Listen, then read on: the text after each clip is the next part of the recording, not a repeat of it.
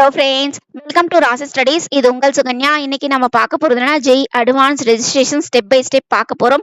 இதுக்கு important dates என்னென்ன டாக்குமெண்ட்ஸ்லாம் தேவை அப்படிங்கிறது எல்லாமே டீட்டெயிலாக இந்த வீடியோவில் பார்க்க போறோம். ஸோ இந்த வீடியோவை ஸ்கிப் பண்ணாம பாருங்க. அதுக்கு முன்னாடி என்னோட சேனல் பிடிச்சிருந்தா கண்டிப்பா லைக் பண்ணி ஷேர் பண்ணுங்க. தெரியாதவங்க தெரிஞ்சுக்கிட்டும் சப்ஸ்கிரைப் பண்ணுங்க. பக்கத்தில் இருக்க பெல் ஐக்கான் பட்டனை கிளிக் பண்ணும்போது என்னோட நியூ நோட்டிஃபிகேஷன்ஸ் எல்லாமே உங்களோட மொபைலுக்கு ஈஸியாக வரும். இப்போ பாருங்க, ஜெய் அட்வான்ஸ் ரெஜிஸ்ட்ரேஷன்ஸ் ஆகுது. ஸோ அதுக்கு முன்னாடி எப்படி நீங்கள் வீடியோஸ் போட்டிங்க அப்படின்னா நம்ம ஓல்டு வீடியோஸ்லேருந்து நம்ம எடுத்து இந்த வீடியோவை ப்ளே பண்ண போகிறோம். ஸோ இந்த வீடியோவை ஸ்கிப் பண்ணாமல் பாருங்கள். ஃபர்ஸ்ட் ஆஃப் ஆல் இந்த ஜி அட்வான்ஸுக்கு ரெஜிஸ்ட்ரேஷன்ஸ் பண்ணுறதுக்கு இம்பார்ட்டன்ட் டேட்ஸ் என்ன அப்படின்னா, ஃபர்ஸ்ட் உங்களுக்கு ஏப்ரல் 27 5 மணிலேருந்து ஸ்டார்ட் ஆகுது. எப்போ வரைக்கும் அப்படின்னா மே 7 ஈவினிங் 5 மணி வரைக்கும் உங்களுக்கு அப்ளிகேஷன்ஸ் ஓப்பனில் இருக்கும். நீங்கள் ரெஜிஸ்ட்ரேஷன்ஸ் பண்ணிக்கலாம். லாஸ்ட் ஃபீஸ் பேமெண்ட் என்ன அப்படின்னு பார்த்தீங்கன்னா மே 10. அதுக்கப்புறமே அட்மிட் கார்டு எப்போ டவுன்லோட் பண்ணுறது அப்படின்னா மே 17 மே 26 நீங்கள் அட்மிட் கார்டை டவுன்லோட் பண்ணிக்கலாம். அதுக்கு அடுத்தது ஜெய் அட்வான்ஸ் எக்ஸாம்ஸ் எப்போ அப்படின்னு பார்த்தீங்கன்னா மே 26 பேப்பர் 1 பேப்பர் 2 2 பேப்பருமே கம்பல்சரி எழுதணும். அதுக்கடுத்து உங்களோட ரெஸ்பான்ஸ் ஷீட் எப்போ வரும் அப்படின்னா மே 31 வரும். அதுக்கு அடுத்தது ப்ரொஃபஷனல் ஆன்சர் கீ எப்போ ரிலீஸ் பண்ணுவாங்க அப்படின்னா ஜூன் 2 ரிலீஸ் பண்ணுவாங்க.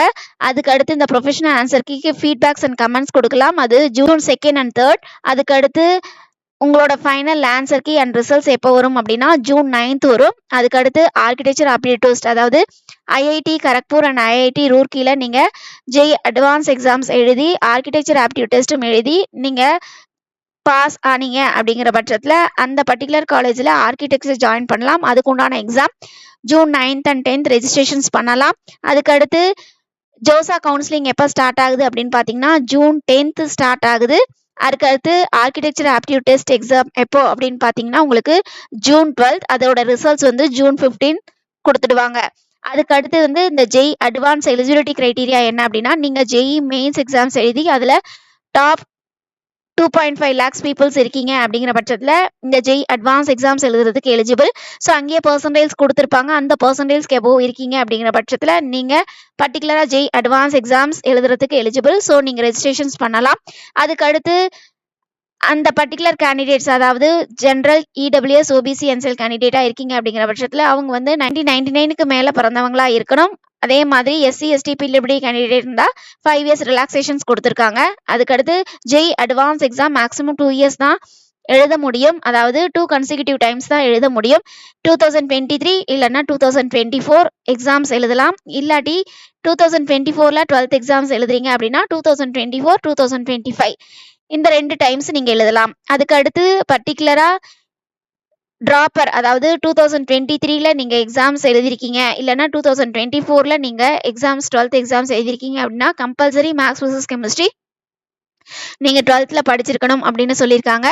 அதுக்கு அடுத்தது 5th பாயிண்ட் என்ன அப்படின்னா, நீங்கள் லாஸ்ட் இயர் அதாவது 2023ல் இந்த ஜெய் அட்வான்ஸ் எக்ஸாம்ஸ் எழுதி பர்டிகுலராக ஐஐடிஸில் ஜாயின் பண்ணி நீங்கள் கண்டினியூ பண்ணலினாலோ இல்லை நீங்கள் சீட்ஸ் கிடச்சி கண்டிப்பாக நீங்கள் போய் அங்கே ரிப்போர்ட் பண்ணல அப்படின்னாலோ நீங்கள் இந்த ஜெய் அட்வான்ஸ் எக்ஸாம் ரெஜிஸ்ட்ரேஷன்ஸ் பண்ண முடியாது.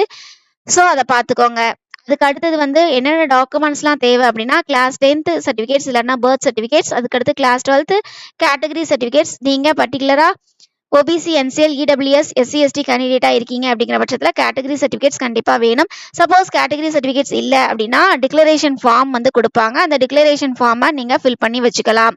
பிடபிள்யூடி சர்டிஃபிகேட்ஸ்க்கு அடுத்து அப்ராட் படிக்கிற ஸ்டூடெண்ட்ஸுக்கு உண்டான சர்டிஃபிகேட்ஸ். அடுத்து ஜெய் அட்வான்ஸ்க்கு உண்டான அப்ளிகேஷன் ஃபீஸ் என்ன அப்படின்னு பார்த்தீங்கன்னா, நீங்கள் ஃபீமேல் கேண்டிடேட்டாக இருக்கீங்க அப்படின்னா 1600, எஸ்சி எஸ்டி பிடபிள்யூடி கேண்டிடேட்டாக இருந்தால் 1600, அதர் கேண்டிடேட்ஸ் அதாவது ஜென்ரல் ஓபிசி என்சிஎல் இடபிள்யூஎஸ் கேண்டிடேட்டாக இருந்தால் 3200 அப்படின்னு சொல்லியிருக்காங்க. அதுக்கு அடுத்து இருக்குது ஃபாரின் நேஷனல் கேண்டிடேட்ஸ்க்கு உண்டான அப்ளிகேஷன் ஃபீஸ். அதுக்கு அடுத்தது எப்படி ரெஜிஸ்ட்ரேஷன்ஸ் பண்ணுறது அப்படிங்கிறத நம்ம இங்கே சொல்ல போகிறோம். ஸோ 2024க்கு உண்டான ரெஜிஸ்ட்ரேஷன்ஸ் இன்னும் ஸ்டார்ட் ஆகலை. நம்மளோட சேனல்ல இருந்து நம்ம 2022ல் நம்மளோட சேனலில் நம்ம அப்டேட் பண்ணோம். அந்த வீடியோவை கட் காப்பி பேஸ்ட் பண்ணி நம்ம இங்கே ப்ரொவைட் பண்ணுறோம். ஸோ இதே மாதிரி தான் உங்களுக்கு பர்டிகுலராக 2024ல் உங்களுக்கு ஓப்பன் ஆகும். ஸோ ஓப்பன் ஆகும்போது தெரிஞ்சுக்கணும் அப்படின்னு தான் நம்ம முன்னையே உங்களுக்கு வீடியோவாக கொடுத்துருக்கோம். ஃபர்ஸ்ட் ஆஃப் ஆல் இப்படி தான் இருக்கும் உங்களோட 2024 அப்ளிகேஷன் ஃபார்ம். இங்கே பாருங்க, உங்களோட வெப்சைட், இந்த வெப்சைட்டில் உங்களுக்கு பர்டிகுலராக இங்கே ஷோ பண்ணியிருப்பாங்க. இந்த எக்ஸாமினேஷன்ஸ் குடுத்துருக்காங்க பார்த்தீங்களா? இங்க வந்து பர்ட்டிகுலரா ரெஜிஸ்ட்ரேஷன்ஸ்ங்கிறது குடுத்துருப்பாங்க. ஸோ, இத நீங்க கிளிக் பண்ணீங்க அப்படிங்கிற பட்சத்தில இந்த பேஜ் வந்து உங்களுக்கு ஓப்பன் ஆகும். இங்க தான் நீங்க ரெஜிஸ்ட்ரேஷன்ஸ் பண்ணணும். ஓப்பன் பண்ண பிறகு உங்களுக்கு இந்த மாதிரி பேஜ் வரும். இந்த பேஜ்ல வந்து உங்களுக்கு பர்ட்டிகுலரா JEE மெயின்ஸ் 2024 அப்ளிகேஷன்ஸ் நம்பர். நீங்க மெயின்ஸ்ல உங்களோட அப்ளிகேஷன்ஸ் நம்பர் என்னவோ அத நீங்க இங்க குடுக்கணும். அதுக்கடுத்து உங்களோட பாஸ்வேர்ட் JEE மெயின்ஸ் அப்ளிகேஷன்ஸ் நம்பரோட பாஸ்வேர்ட் குடுக்கணும். அதுக்கடுத்து செக்யூரிட்டி பின் போட்டு நீங்க லாகின் பண்ணலாம். சரிங்களா? ஒன்ஸ் நீங்க JEE மெயின்ஸோட அப்ளிகேஷன்ஸ் நம்பர் தான் இங்க போடணும். அதுக்கு அடுத்தது வந்து உங்களுக்கு இந்த மாதிரி ஷோ ஆகும். இந்த மாதிரி ஷோ ஆகுறதுல உங்களோட ஃபோட்டோவும், உங்களோட சிக்னேச்சரும் ஆல்ரெடி அங்க அப்லோட் ஆயிருக்கும். ஸோ, நீங்க அத செக் பண்ணி பார்த்துக்கலாம். அதுக்கு அடுத்தது வந்து உங்களுக்கு பர்ட்டிகுலரா உங்களுக்கு அடுத்த பேஜ்ல இந்த மாதிரி வரும். இதுல வந்து நீங்க வந்து year of first appearance in class 12th நீங்க வந்து கிளாஸ் 12th எப்போ எழுதுனீங்க? அதுக்கடுத்து JEE அட்வான்ஸ் எக்ஸாம்ஸ் எப்போ எழுத போறீங்க? ஃபர்ஸ்ட் டைம் எப்போ எழுத போறீங்க? இப்போ வந்து ஃபார் எக்ஸாம்பிள் 2023 கேண்டிடேட்ஸா இருக்கலாம். ஸோ, நீங்க செகண்ட் டைம் எழுதுறீங்கன்னா, அதோட நீங்க ஃபர்ஸ்ட் டைம் எப்போ எழுதுனீங்களோ அத போட்டுக்கோங்க. சரிங்களா? அதுக்கு அடுத்தது வந்து உங்களுக்கு வந்து பிசிக்கலி ஹேண்டிகேப்ட் குடுத்துருக்காங்க. ஸோ, அதுக்கு தேவைப்பட்டதுன்னா நீங்க இங்க கிளிக் பண்ணிக்கலாம். அதுக்கு அடுத்தது வந்து கீழ பார்த்தீங்க அப்படிங்கிற பட்சத்தில OBC NCL சர்டிஃபிகேட்ஸ் நீங்க ப்ரொவைட் பண்ணணும். ஸோ, ஏப்ரல் 1ஆம் தேதி 2024ல நீங்க எடுத்ததா இருக்கணும். ஸோ, அது வந்து உங்களுக்கு பர்ட்டிகுலரா இங்க கேட்டிருப்பாங்க. ஃபார் எக்ஸாம்பிள் நீங்க வந்து OBC NCL கேண்டிடேட்டா இருக்கீங்க அப்படிங்கிற பட்சத்தில நீங்க வந்து ப்ரொவைட் பண்றீங்களா? இல்லாட்டினா நான் செல்ஃப் டிக்ளரேஷன் ஃபார்ம் வந்து நீங்க வந்து வைக்க போறீங்களா? இல்ல நான் OBC NCL சர்டிஃபிகேட்ஸ் நான் வந்து வச்சிருக்கல. நான் OBC NCL கேண்டிடேட்டே இல்ல அப்படிங்கிற 3 ஆப்ஷன்ஸ் குடுத்துருப்பாங்க. அதுல ஏதோ ஒரு ஆப்ஷன்ஸ் நீங்க கிளிக் பண்ணணும். அதுக்கப்புறம் சப்போஸ் நீங்க OBC NCL சர்டிஃபிகேட் வாங்கியிருந்தீங்க அப்படிங்கிற பட்சத்தில அதோட டேட், மந்த், இயர் எப்ப வாங்குனீங்க அப்படிங்கிறத இங்க குடுக்கணும். அதுக்கு அடுத்தது வந்து எந்த ஸ்டேட்டுங்கிறத குடுக்கணும். அதுக்கு அடுத்து OBC NCL கம்யூனிட்டிய நீங்க இங்க செலக்ட் பண்ணணும். சரிங்களா? இது கீழ என்ன குடுத்துருப்பாங்க அப்படின்னா, உங்களோட எக்ஸாம் சிட்டீஸ் வந்து நீங்க சூஸ் பண்ணலாம். ஸோ, நெறைய ஆப்ஷன்ஸ் கிட்டத்தட்ட 7, 8 ஆப்ஷன்ஸ் குடுத்துருப்பாங்க. அதுல நீங்க எங்க எக்ஸாம்ஸ் எழுத போறீங்களோ, அதோட சிட்டீஸ், அதோட நேம்ஸ நீங்க குடுத்துக்கலாம்.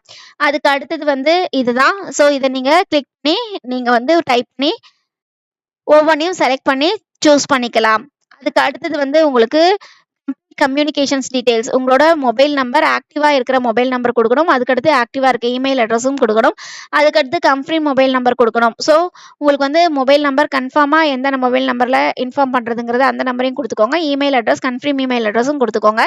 அதுக்கடுத்து additional mobile number, email address இருந்தாலும் நீங்க இங்க குடுத்துக்கலாம். ஓகேவா? ஸோ, உங்களுக்கு இது ஆப்ஷனல்ஸ் தான். உங்களுக்கு வேணும்னா குடுத்துக்கலாம். வேண்டாம்னா விட்டுறலாம். அடுத்து வந்து இங்க வந்து நெக்ஸ்ட் அண்ட் ரிவ்யூனா அடுத்த பேஜுக்கு போயிடும். இல்லன்னா ரீசெட்னா பின்னாடியும் போய்க்கலாம். சரிங்களா? அதுக்கடுத்து இங்க அக்ரிங்கிறத நீங்க கிளிக் பண்ணிக்கோங்க. அதுக்கு அடுத்தது வந்து என்ன அப்படின்னா, உங்களுக்கு டாக்குமெண்ட்ஸ் அப்லோட் பண்ணணும். ஆல்ரெடி நம்ம சொன்ன மாரி 10th mark sheet, 12th mark sheets, category certificates அப்படிங்கிறது எல்லாமே அப்லோட் பண்ணணும். சப்போஸ் உங்களோட 10th மார்க் ஷீட்ல இல்ல 12th மார்க் ஷீட்ஸ்ல உங்களோட நேம் மாறி இருந்தா கெசட் நோட்டிஃபிகேஷன்ஸ் குடுத்துருக்காங்க. ஸோ, அதையும் நீங்க அப்லோட் பண்ணலாம். Suppose 10th and 12th mark ஷீட்ல ஒரே நேம் தான் இருக்கு அப்படின்னா, இது வந்து அப்லோட் ஆகாது. சரிங்களா? அதுக்கு அடுத்தது வந்து கேட்டகரி சர்டிஃபிகேட்ஸும் நீங்க அப்லோட் பண்ணணும். அதுக்கு அடுத்தது வந்து உங்களுக்கு இந்த மாதிரி ஒரு வெப் பேஜ் வரும். அது முடிச்ச பிறகு இந்த மாதிரி டிரான்சாக்ஷன் மோட்ல வரும். ஸோ, நீங்க வந்து ரெஜிஸ்ட்ரேஷன் ஃபீஸ பே பண்ணிட்டு நீங்க அதுக்கு அடுத்த ஆப்ஷன்ஸ் என்னவோ அத பண்ணலாம். பண்ணும்பொழுது உங்களுக்கு இந்த மாதிரி ஒரு வெப் பேஜ் வரும். இந்த பேஜ்ல வந்து you have successfully register for JEE advance அப்படிங்கிறது குடுத்துருவாங்க. ஸோ, நீங்க வந்து இங்க வந்து உங்களோட அப்ளிகேஷன் ஃபார்ம பிரிண்ட் பண்ணி எடுத்துக்கலாம். ஸோ, இந்த மாதிரி தான் இருக்கும். இது வந்து லாஸ்ட் இயர் நம்ம வீடியோ போட்டதுலேருந்து நாம எடுத்திருக்கோம். ஸோ, உங்களுக்கு இன்னும் அப்ளிகேஷன்ஸ் ஓப்பன் ஆகல. அப்ளிகேஷன்ஸ் ஓப்பன் பண்ணவாட்டி நீங்க இந்த மாதிரி தான் ரெஜிஸ்ட்ரேஷன்ஸ் பண்ணணும். ஓகே ஃப்ரெண்ட்ஸ், இந்த வீடியோ உங்களுக்கு பிடிச்சிருக்கும்னு நினைக்கிறேன். பிடிச்சிருந்தா லைக் பண்ணுங்க, ஷேர் பண்ணுங்க, தெரியாதவங்க தெரிஞ்சுக்கிட்டும். சப்ஸ்கிரைப் பண்ணுங்க. பக்கத்துல இருக்க பெல் ஐகான் பட்டனை கிளிக் பண்ணும்போது என்னோட நியூ நோட்டிஃபிகேஷன்ஸ் எல்லாமே உங்களோட மொபைலுக்கு ஈஸியா வரும். தேங்க் யூ ஃபார் வாட்சிங். பை.